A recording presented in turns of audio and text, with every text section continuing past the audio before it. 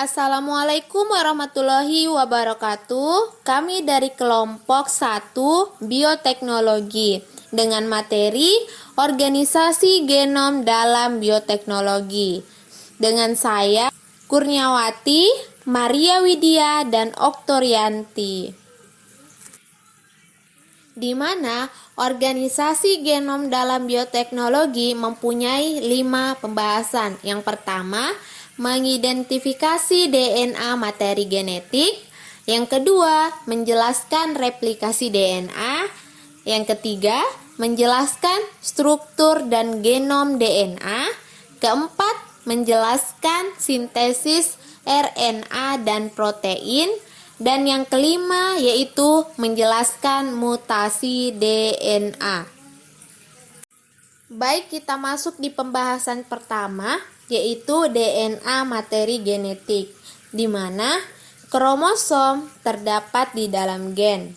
Kromosom kimiawi, DNA dan protein perlu pembuktian yang mana merupakan materi genetik.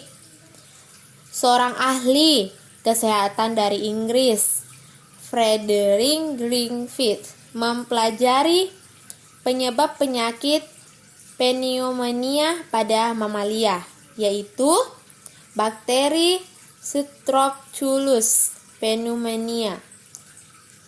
Ia mempunyai 2 strain bakteri, yaitu dapat menyebabkan penyakit dan lainnya tidak. Bakteri penyebab penyakit mempunyai ciri spesifik, yaitu adanya kapsul yang menyelubungi seluruh sel. 4 perlakuan yang dilakukan Frederick Griffith adalah sebagai berikut. Yang pertama itu tikus yang disuntik dengan kultur bakteri tipe S, yaitu mati. Yang kedua, tikus lain yang disuntik dengan bakteri tipe R, non-filler, tidak mati. Dan yang ketiga, bakteri tipe S dimatikan dengan pemanasan 60 sampai 3 jam. Kemudian disuntikan pada tikus. Ternyata tikus tersebut tetap sehat. Nah, kesimpulan dari percobaan ini adalah bakteri virulen S akan menyebabkan penyakit pada tikus apabila dalam keadaan hidup. Permukaan sel yang kasar karena tidak diselubungi oleh kapsul, maka bakteri ini disebut sebagai bakteri tipe R atau bisa disingkat dengan bahasa yaitu round, atau dalam bahasa Indonesianya itu kasar. Itu dari tipe R.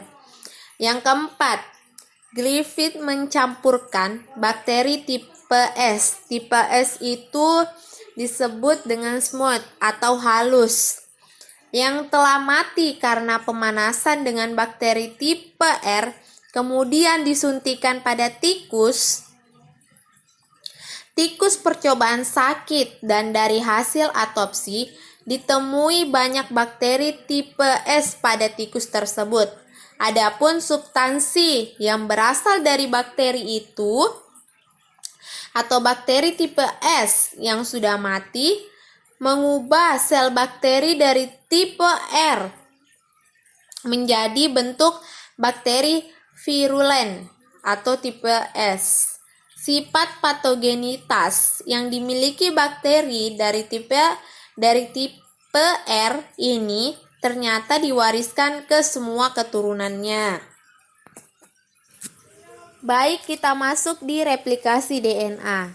Sel berkembang biak dengan membelah diri dan apa yang telah terjadi pada DNA pada akhirnya proses pembelahan sel. Hanya pada satu rantai DNA di dalam sel. Namun ternyata bahwa sel yang baru terbentuk juga membutuhkan DNA. DNA merampungkan sebuah rentetan operasi yang menarik, yang setiap tahapnya merupakan keajaiban yang berbeda. Maksudnya akhir segera sebelum sel pembelahan. DNA membuat kopi atau mengkopi dirinya untuk memindahkannya ke sel yang baru. Proses ini disebut dengan replikasi diri pada DNA. Nah, proses replikasi ini diperlukan ketika sel akan membelah diri pada setiap sel, kecuali sel gamet. Pembelahan diri harus disertai dengan replikasi DNA supaya semua sel turunan memiliki informasi genetik yang sama. Pada dasarnya, proses replikasi pemanfaatan fakta bahwa DNA terdiri dari 2 rantai dan rantai yang satu merupakan konjugat dari rantai pasangannya. Dengan kata lain, mengetahui susunan satu rantai, maka susunan rantai pasangan dapat dengan mudah dibentuk. Ada beberapa teori yang mencoba menjelaskan bagaimana proses replikasi DNA ini terjadi. Salah satu teori yang paling populer menyatakan bahwa pada masing-masing DNA baru yang diperoleh pada akhir proses replikasi, satu rantai tunggal merupakan rantai DNA dari rantai DNA sebelumnya, sedangkan rantai pasangannya merupakan rantai yang baru disintesis. Rantai tunggal yang diperoleh dari DNA sebelumnya disebut bertindak sebagai cetakan untuk membuat rantai pasangannya. Bahan genetik yang ada pada setiap jasad akan mengalami proses perbanyakan sebagai salah satu tahap sangat penting dalam proses pertumbuhan sel atau perbanyakan partikel virus. Baik, di sini saya akan menjelaskan mengenai struktur dan genom DNA. Kita masuk di struktur kromosom, di mana kromosom ini merupakan molekul asam nukleat yang melakukan replikasi sendiri dan terdiri atas DNA dan protein serta dapat terlihat jelas ketika terjadi proses pembelahan. Selanjutnya ada genom DNA.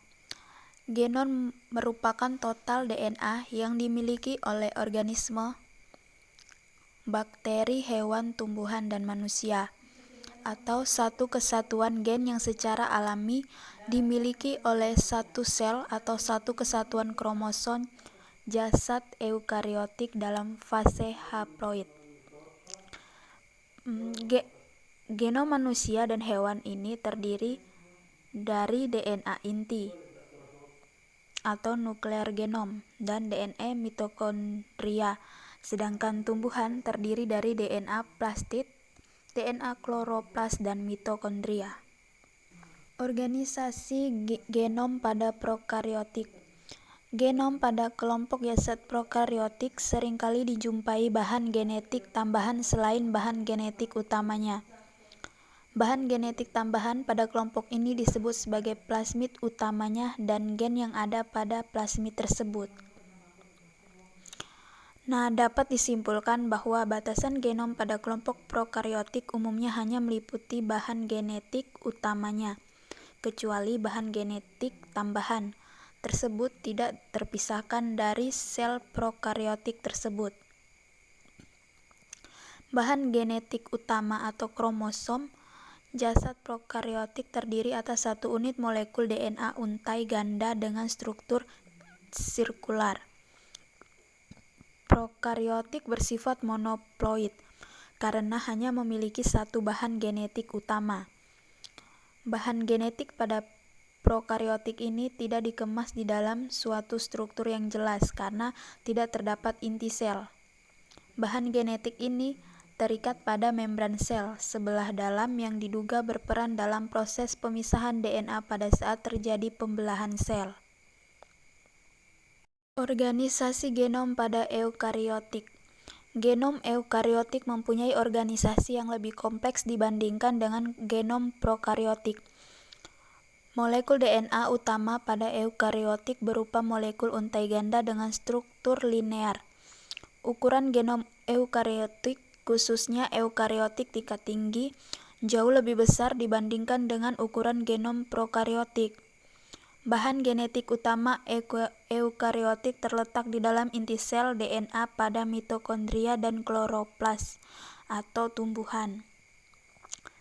Informasi genetik pada eukariotik dapat terletak pada kedua untaian ganda DNA.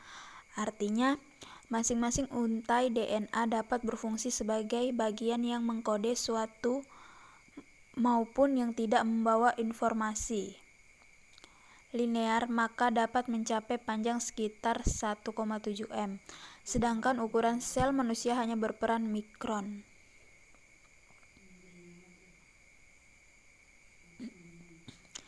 Nah, pada organisasi dasar gen pada eukariotik juga terdiri atas 3 bagian utama, yaitu promoter, bagian gen struktural, dan terminator.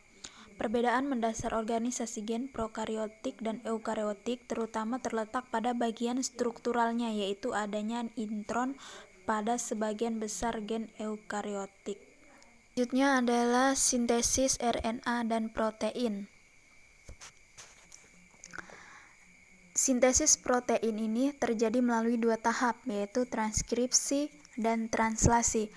Tahap pertama dari sintesis protein adalah transkripsi atau sintesis RNA.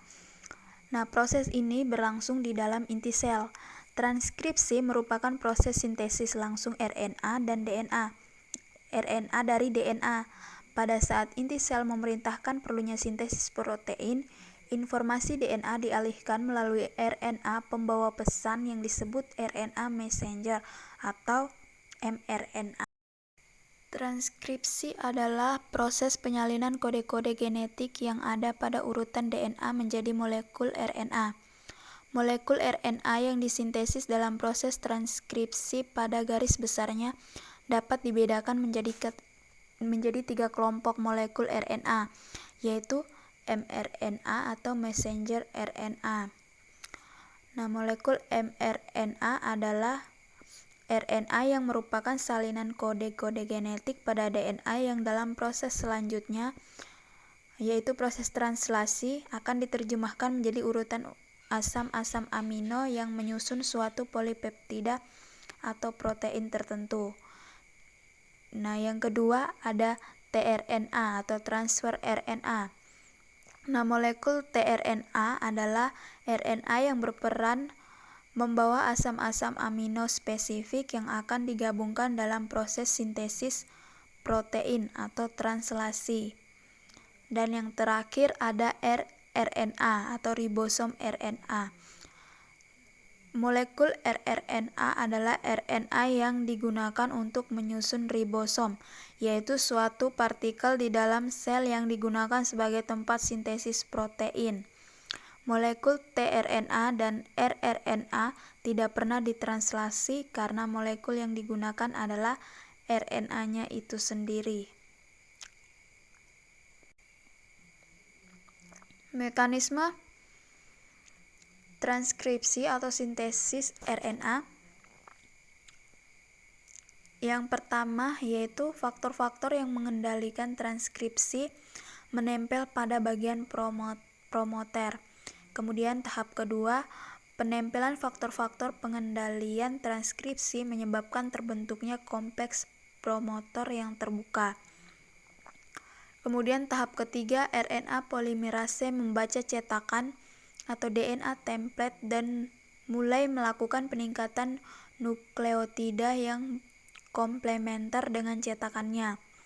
Dan pada tahap yang terakhir setelah terjadi proses pemanjangan untaian RNA hasil sintesis, selanjutnya diikuti dengan proses pengakhiran atau terminasi transkripsi yang ditandai dengan pelepasan RNA polimerase dari DNA yang ditranskripsi. Nah, yang kedua adalah proses translasi. Nah, mRNA mengandung urutan basa yang akan diterjemahkan menjadi protein asam amino.